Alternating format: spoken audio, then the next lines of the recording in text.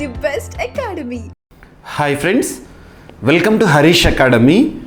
ఈరోజు వార్తలు నిలిచిన జాతీయ అంతర్జాతీయ రాష్ట్రీయ అంశాల గురించి, వార్తలు నిలిచిన వ్యక్తులు, అవార్డులు, పుస్తకాలు, మరి క్రీడా సంబంధిత సమాచారం, ఒక్కొక్క అంశాన్ని వివరంగా తెలుసుకుందాం. ఈరోజు మన ఫస్ట్ టాపిక్ వచ్చేసి ఇంటర్నేషనల్ సోలార్ అలయన్స్, అంతర్జాతీయ సౌరశక్తి కూటమి. ఈ కూటమిలో ఫుల్ టైం మెంబర్గా 100th ఫుల్ టైం మెంబర్గా వార్తల్లో నిలిచిన Paraguay. So examination point of వ్యూలో ఇటీవల కాలంలో ఫేమస్ గ్రూపింగ్స్ కానివ్వండి, వార్తలు నిలిచిన కూటములు కానివ్వండి, అందులో సభ్యత్వంతో మెంబర్షిప్తో వార్తలు నిలిచిన దేశాలు, వాటి సంఖ్య ఎంత, ఈ పాయింట్ పైన ఎగ్జామినర్ క్వశ్చన్ చేసే అవకాశాలు ఉంటాయి. సో ఇంటర్నేషనల్ సోలార్ అలయన్స్ మనందరికీ తెలుసు, 2015 ఇండియా ఫ్రాన్స్ సహకారంతో ఏర్పాటైన ఒక కూటమి, సౌరశక్తి కూటమి. భారత ప్రధాని నరేంద్ర మోదీ గారి ఆలోచనల మేరకు ఫ్రాన్స్ అప్పటి దేశాధినేత ఫ్రాంకోయిస్ హాలండ్ గారి సహకారంతో ఏర్పాటైంది. భారతదేశంలోని హర్యానా రాష్ట్రం గురుగ్రామ్లో హెడ్ క్వార్టర్గా. మరి ఇంటర్నేషనల్ సోలార్ అలయన్స్లో రీసెంట్గా మనం 99th ఫుల్ మెంబర్గా స్పెయిన్ వార్తలు నిలిచింది అని చెప్పేసి డిస్కస్ చేసాం లాస్ట్ 1.5 month బ్యాక్. ఇప్పుడు 100th ఫుల్ మెంబర్గా పరాగ్వే అనేది వార్తల్లోకి వచ్చింది. ఇక్కడ మీకు కొన్ని ఫేమస్ గ్రూపింగ్స్, అందులో రీసెంట్గా మెంబర్షిప్తో వార్తలు నిలిచిన దేశాలు ఏంటో నంబర్ కూడా గుర్తుంచుకోండి. సో ఇక్కడ NATO, North Atlantic Treaty Organisation. So NATO, నిన్నటి క్లాస్లో కూడా మనం నాటో గురించి డిస్కస్ చేయడం జరిగింది. నాటోకి నూతన సెక్రటరీగా వార్తల్లోకి వచ్చిన డచ్ దేశాధినేత అని చెప్పేసి, మాజీ దేశాధినేత అని చెప్పేసి మనం చూసాము.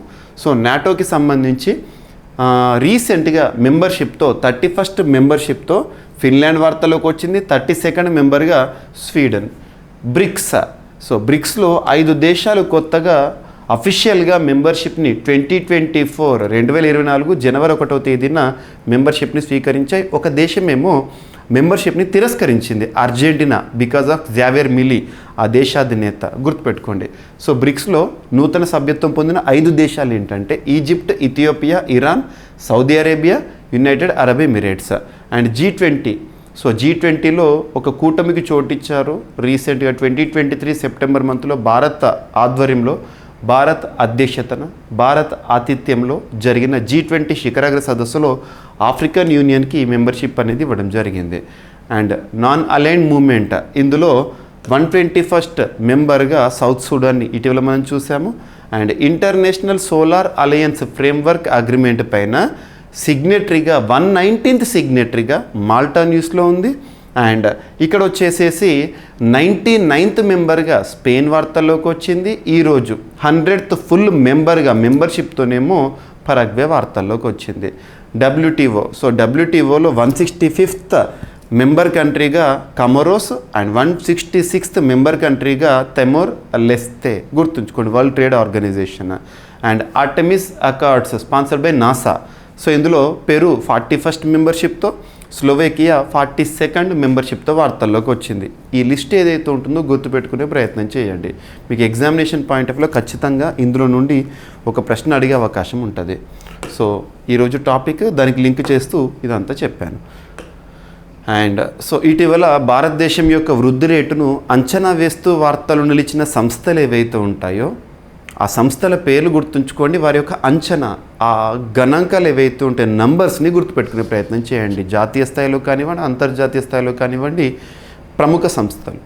సో ఎకానమీకి సంబంధించి ఈ టాపిక్ నుండి ఖచ్చితంగా క్వశ్చన్ వస్తుంది. ఇండియాస్ గ్రోత్ రేట్స్ ఎస్టిమేట్, భారతదేశం యొక్క వృద్ధి రేటును అంచనా వేయడం. సో జీడిపి, మన భారతదేశం యొక్క జీడిపి ఈ ఆర్థిక సంవత్సరంలో FY25 అంటే 2024 ఏప్రిల్ 1 నుండి 2025 మార్చ్ 31 వరకు కనుక కన్సిడర్ చేస్తే 7.5%గా ఉండబోతోంది అని ఎవరు అంచనా వేశారు? NCAER అంటే ఫుల్ ఫామ్ ఏంటంటే national council of applied economic research అనే సంస్థ భారతదేశం యొక్క వృద్ధి రేటుని ప్రస్తుత ఆర్థిక సంవత్సరం ముగిసే వరకు 7.5%గా ఉండబోతోందని అంచనా వేశారు జీడిపి. సో మన దేశం యొక్క వృద్ధి రేట్ని జీడిపిలో మనం చూస్తూ ఉంటాం, పర్సంటేజ్లు ఎందుకంటే కంపారిటివ్గా చూడడం జరుగుతుంది. And MP state ministers. Madhya Pradesh రాష్ట్రం ఈరోజు వార్తల్లోకి వచ్చింది. మధ్యప్రదేశ్ రాష్ట్ర మంత్రిమండలి తీసుకున్న నిర్ణయం, రాష్ట్ర ముఖ్యమంత్రి గారు చేసిన ప్రకటన. మోహన్ యాదవ్ గారు ఉన్నారు ప్రస్తుతం మధ్యప్రదేశ్ రాష్ట్రానికి ముఖ్యమంత్రిగా. బీజేపీ అధికారంలో ఉంది. ఇటీవల ముగిసిన ఎన్నికల్లో లాస్ట్ 6 months బ్యాక్ అంటే డిసెంబర్లో వెలువడ్డ ఫలితాలు, అక్కడ మధ్యప్రదేశ్లో ప్రభుత్వాన్ని ఏర్పాటు చేసింది బీజేపీ. మోహన్ యాదవ్ గారు ముఖ్యమంత్రిగా ఉన్నారు. శివరాజ్ సింగ్ చౌహాన్ స్థానంలో తాను ఇప్పుడు ముఖ్యమంత్రిగా ఉన్నారు. సో తను ఏం చెప్పారంటే రాష్ట్ర మంత్రిమండలి సభ్యులు ఎవరైతే ఉంటారో ఐటీని పే చేస్తారంట. సో వాళ్ళ ఓన్ పాకెట్ నుండి ఐటీ చెల్లింపుతో వార్తల్లోకి వచ్చారు. Ministers to pay IT from their own pocket అని చెప్పేసి మధ్యప్రదేశ్ రాష్ట్ర క్యాబినెట్ తీసుకున్న నిర్ణయం గుర్తుంచుకోండి. అండ్ ఇంటర్నేషనల్ స్పేస్ స్టేషన్, అంతర్జాతీయ ఏమంటాం తెలుగులో, అంతర్జాతీయ అంతరిక్ష కేంద్రం, ఇంటర్నేషనల్ స్పేస్ స్టేషన్ను కూల్చివేసేందుకు స్పేస్ ఎక్స్ నాసాతో ఒప్పందాన్ని కుదుర్చుకుంది. స్పేస్ ఎక్స్ అంటే ఎలాన్ మస్క్కి సంబంధించిన సంస్థ. టెస్లా కార్ల అధినేత కూడా తనే. సో ఇక్కడ చూస్తే నాసాతో మస్క్ భారీ ఒప్పందం. 2030 తొలి నాళ్లలో పని పూర్తి చేసే ఒప్పందం. ప్రతి గంటన్నరకు ఒకసారి భూమి చుట్టూ తిరిగే ఫుట్బాల్ స్టేడియం సైజు ఉన్న ఆకాశ ప్రయోగశాల అంతర్జాతీయ అంతరిక్ష కేంద్రం త్వరలో నీలిసంద్రంలో కూలిపోనుంది, అంటే సముద్రంలో కూలిపోనుంది.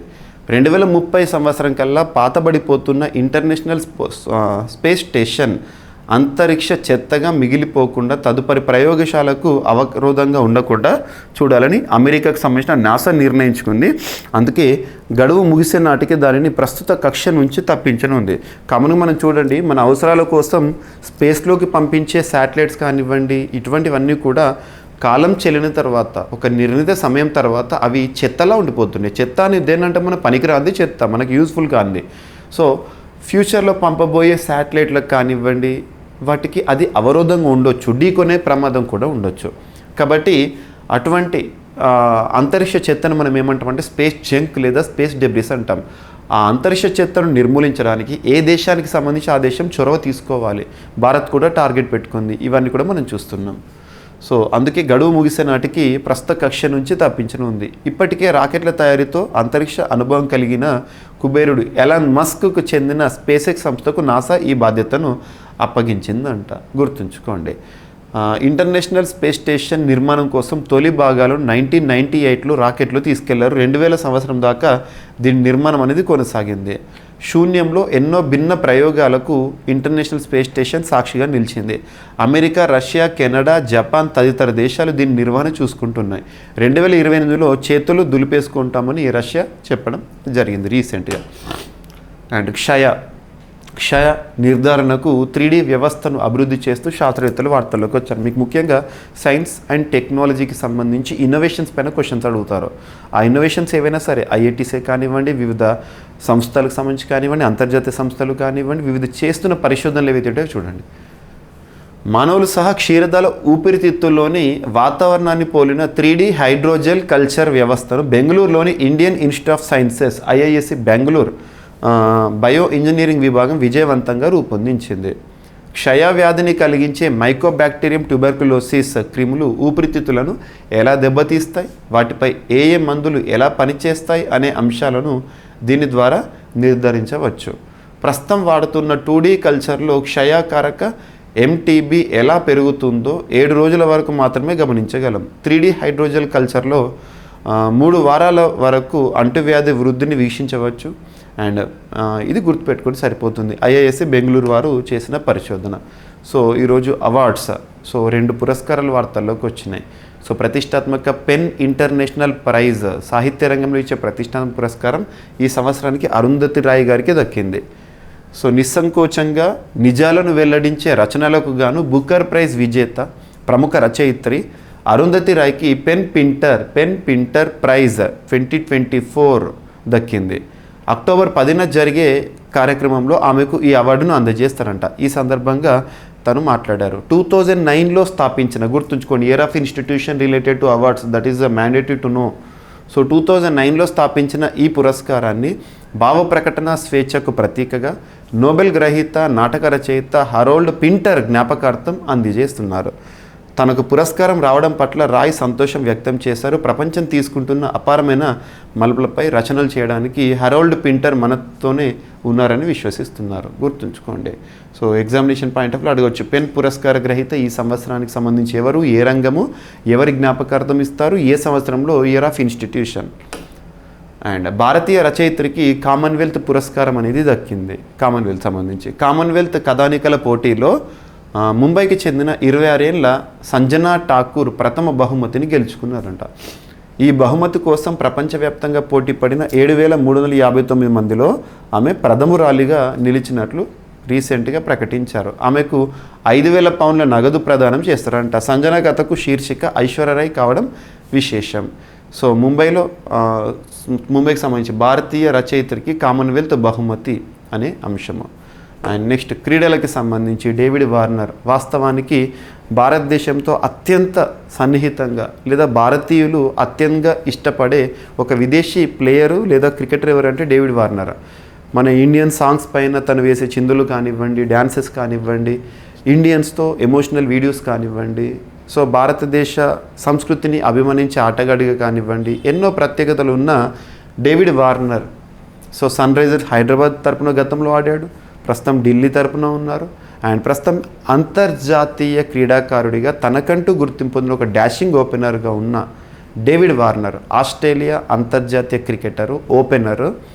ఇక క్రికెట్కి వీడ్కోలు పలుకుతూ వార్తల్లోకి వచ్చారు. మనందరికీ తెలుసు ప్రస్తుతం వెస్టిండీస్ అమెరికా వేదికగా జరుగుతున్న T20 వరల్డ్ కప్ ఏదైతే ఉంటుందో ఆ వరల్డ్ కప్లో ఆస్ట్రేలియా సూపర్ 8 స్టేజ్లోనే నిష్క్రమించింది. దీని తర్వాత ఈ నిర్ణయాన్ని తీసుకున్నట్లు చెప్పడం జరిగింది. ప్రస్తుతం ఫైనల్ ఈరోజు మనం చూస్తున్నాం. ఫైనల్ విషయానికి వస్తే ఇండియా వర్సెస్ సౌత్ ఆఫ్రికా మొదటిసారి వరల్డ్ కప్లో ఫైనల్కి రావడం అనేది జరిగింది. చూడండి ఇక్కడ, ఓకేనా. సో ఇవి ఫ్రెండ్స్ ఈరోజు వార్తలు నిలిచిన అంశాలు. ఒకసారి ర్యాపిడ్గా చూస్తే ఇంటర్నేషనల్ సోలార్ అలయన్స్లో నూతన మెంబర్గా 100th మెంబర్గా పరాగ్వే అండ్ వివిధ కూటముల్లో వివిధ దేశాలు and national council of applied economic research భారతదేశం యొక్క జీడిపి వృద్ధి రేటుని ఆర్థిక సంవత్సరంలో ఎంతగా అంచనా వేస్తుంది. మధ్యప్రదేశ్ మంత్రిమండలి ఇక మీదట ఇన్కమ్ ట్యాక్స్ ఆదాయ పన్నును చెల్లించబోతున్నారు. అండ్ ఇంటర్నేషనల్ స్పేస్ స్టేషన్ కూల్చేసే ఒప్పందానికి సంబంధించి నాసా స్పేస్ ఎక్స్ ఒప్పందం అండ్ క్షయ నిర్ధారణకు 3D వ్యవస్థ అభివృద్ధి అండ్ అరుంధతి రాయ్కి పెన్ పెంటర్ ప్రైజ్ అండ్ భారతీయ రచయిత్రికి కామన్వెల్త్ బహుమతి. Next David Warner retires from international cricketer. So ఇవి ఫ్రెండ్స్ ఈరోజు వార్తలు నిలిచిన అంశాలు. మిస్లేని అంశాలను మిగిలిపోతే రేపటి క్లాస్లో జోడించి మరొకసారి నేర్చుకుందాం. రేపు కలుద్దాం. Thank you.